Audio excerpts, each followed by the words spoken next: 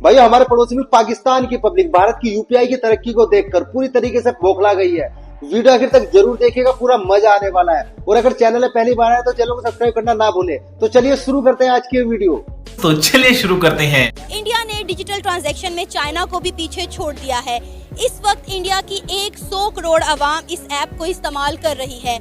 2016 में public use के लिए ऑफिशियल इस ऐप को लॉन्च कर दिया गया था, जिसके बाद पूरा भारत अब इस ऐप को इस्तेमाल कर रहा है। इस ऐप के आने के बाद कोई एक सब्जी वाला भी इंडिया में अब कैश नहीं लेता। छोटे से छोटा वेंडर, यहाँ तक कि बेकारी भी इंडिया में कैश नहीं लेता, बल्कि यूपीआई के जरिए बार कोड को स्कैन करके पेमेंट की जाती है। अगर इसके बरक्स हम पाकिस्तान में देखें तो पाकिस्तान में अभी तक ऐसा कोई भी सिस्टम जो है वो लॉन्च नहीं किया गया। ज्यादातर पाकिस्तान में कैश ही इस्तेमाल किया जाता है। और अगर हम बात करें यूपीआई की, तो अब यूपीआई सिंगापुर और दूसरे कई ममालिक के साथ लिंक होने जा रहा है। समझ रहे हो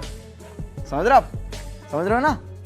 अच्छा, मैं आपको एक वीडियो दिखाना चाहती हूँ। मैं चाहती हूँ आप वो वीडियो देखें और हमें बताएं कि ये वीडियो कहाँ की है। वीडियो में लोगों को देख के तो लग रहा है ये किसी फॉरेन कंट्री है, यूके में भी। तो गोरों को देख के आपको लग रहा है? बिल्कुल, मुझे गोरे देख के लग रहा है मे बी चाइना या यूके या इस तरह के जो मे बी। ये पाकिस्तान तो नहीं है। पाकिस्तान में तो इस तरह गोरे आके सब्जी खरीदते भी नहीं है। गोरे इस तरह पाकिस्तान में फिरते भी नहीं है। हाँ, उनको तो पूरा प्रोटोकॉल देते हैं। भाई इंडिया हो सकता है। इंडिया हो सकता है। इंडिया क्यों लग रहा है आपको?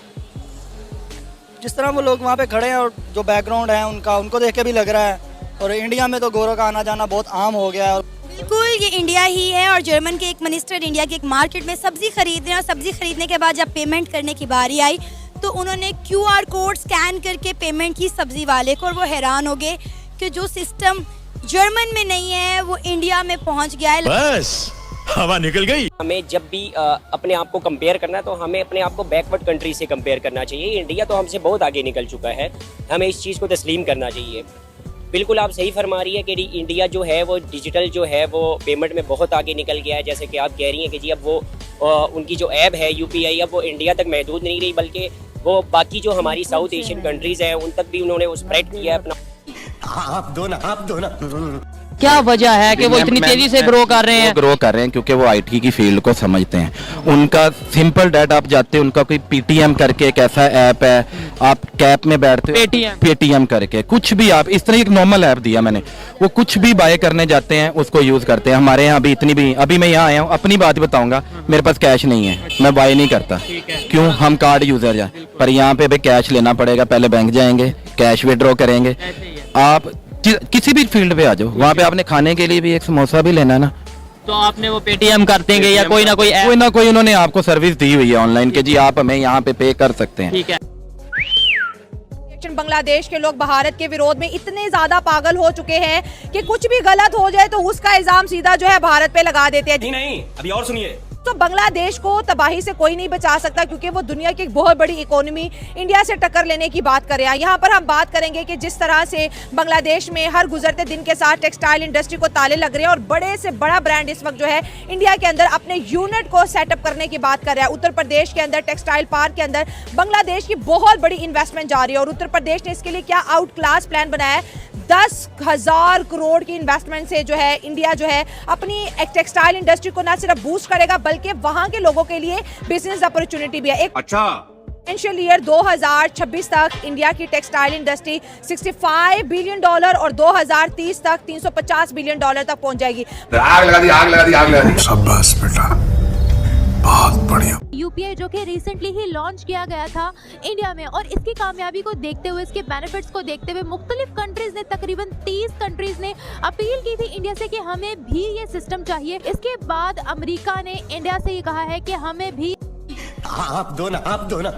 मोदी साहब आपको खड़े रहना चाहिए, डट के खड़े रहना चाहिए।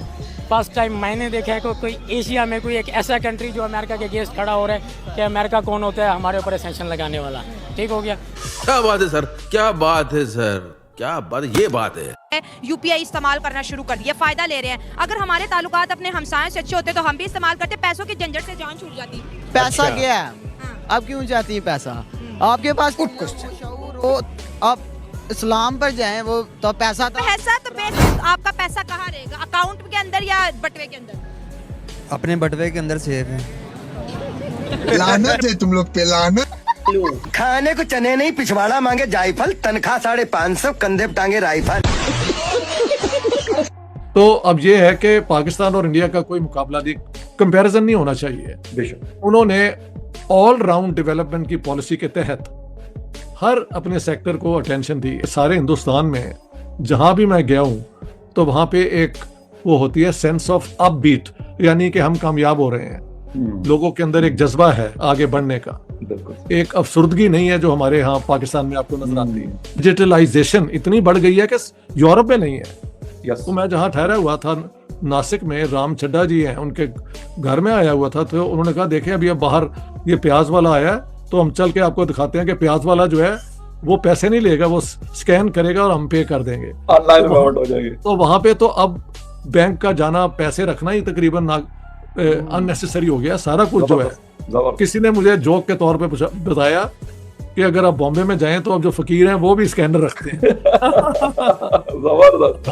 बस हवा निकल गई। स्कैन करते और पैसे ट्रांसफर होते हैं, कैशलेस इकोनॉमी है। ये एक जमीन पर बैठी हुई औरत है जो सब्जी बेच रही है और स्टिल यूपीआई कोड दिखा रही है, तो क्या कहते हैं सर? आप समझते हैं पाकिस्तान इंडिया का कोई कंपटीशन है? ये हम बातें कहने में तो पाकिस्तान को कहते हैं जी इंडिया को ये कर देगा। इंडिया हमसे 100 साल आगे है, बहुत आगे। इंडिया का मुकाबला नहीं कर सकते। ये तो जो पाकिस्तानी होंगे सब वो होता है कि यार हम पाकिस्तानी हम बहुत अच्छे हैं। पाकिस्तान, इंडिया पाकिस्तान का मुकाबला है ही नहीं। यूपीआई करते हैं, सारी की सारी खरीदारी, वो कहते हैं हम तो पैसा रखते ही नहीं है पास। वो सियाने हो गए ना, वो सियाने हो गए। वो कहते हैं कि हमें अब पाकिस्तान को हराने के लिए या पाकिस्तान के लिए जंग करने के लिए हमें जरूरत नहीं है। वो टेक्सटाइल में हमसे आगे चले गए हैं, वो गारमेंट सेक्टर में हमसे आगे चले गए। मैं एक प्रोग्राम देख रहा था, Rajasthan remotest state of India, वहां पे वो हमारा एक बच्चा ट्रैवलर है जो ट्रैवल वीलॉग करता है, इब्रार। वो गन्ने के रस वाले के पास रुका रेगिस्तान में, उसने वहां पे क्यूआर स्कैनर पे 15 रुपए ग्लास के दिए। आप हमारे कॉन्सेप्ट नहीं है। आप ये पूरे ये यहाँ देखे ना, जितने वेंडर्स हैं इनसे पूछें ये कर सकते हैं? बड़ी बड़ी शॉप्स के पास, क्योंकि अल्लाह के फजल से हम बड़े ही बेईमान हरामी मुसलमान हैं। हम चाहते ही नहीं ऑनेस्ट होना। हम कैसे ऑनेस्ट हो सकते हैं? मैं खुद बेईमान हूं अपने साथ। ये बड़ी अच्छी बात कही आप। इंडिया के पास कश्मीर है, वहाँ पर सिनेमा की एक इनॉग्रेशन हुई है, मतलब सिनेमा बना है, मल्टीप्लेक्स पहला सिनेमा बना है श्रीनगर में। इस पर क्या कहना चाहेंगे? कभी हम देखते हैं वहाँ पे सिनेमा बन रहा है, कभी खबर आती है जी वहाँ पे दुनिया का ऊंचा तरीन ब्रिज बन रहा है, रेलवे ब्रिज बन रहा है, कभी देखते हैं वहाँ पे डैम बनते नजर आ रहे हैं। आपको लगता है कि वहाँ पर काफी ज्यादा डेवलपमेंट हो रही है? नहीं, ये सब कुछ ना झूठ बोलते हैं। असल में उन्होंने हमारी जमीन पर कब्जा किया है।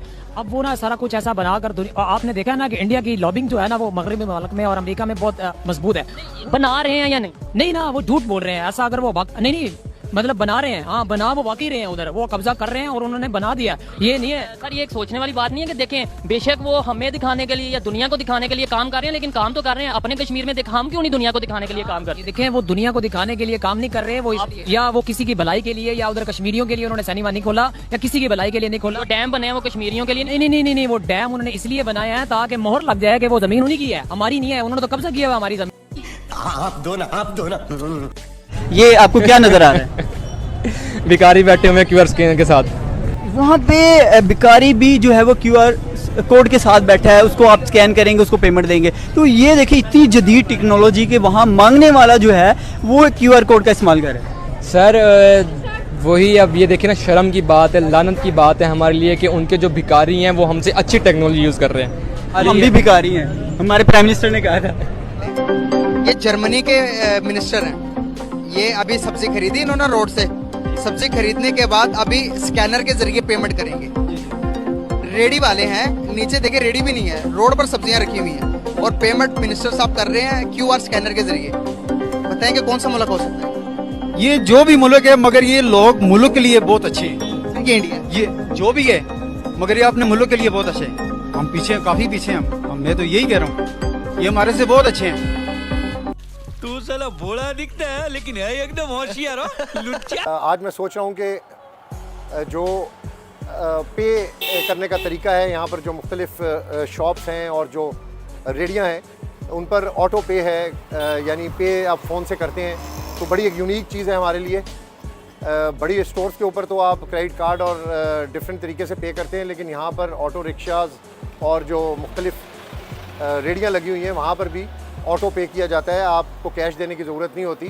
बस हवा निकल गई। डिजिटल पेमेंट्स के बारे में पाकिस्तान मुझे लगता है कि आने वाले 10 सालों में भी तरक्की नहीं कर सकता। जैसे कि हम देखें इंडिया में एक भिखारी जो है वो भी QR कोड लेकर अपने साथ घूमता है पेमेंट्स के लिए, लेकिन पाकिस्तान में अभी तक इसका रुझान बिल्कुल जीरो है। क्या वजह है कि इंडिया का एक भिखारी भी पाकिस्तान के अवाम से अक्लमंद है? क्या बात है सर, क्या बात है सर, क्या बात, ये बात है। दोस्तों आज की हमारी ये वीडियो आपको कैसी लगी और आज की वीडियो में आपको कौन सा पार्ट सबसे अच्छा लगा, कृपया कमेंट करके जरूर बताइए। और अगली वीडियो कौन से टॉपिक पे होनी चाहिए ये भी हमें जरूर बताइए। आज की वीडियो देखने के लिए धन्यवाद। कल फिर मिलते हैं एक नई वीडियो के साथ।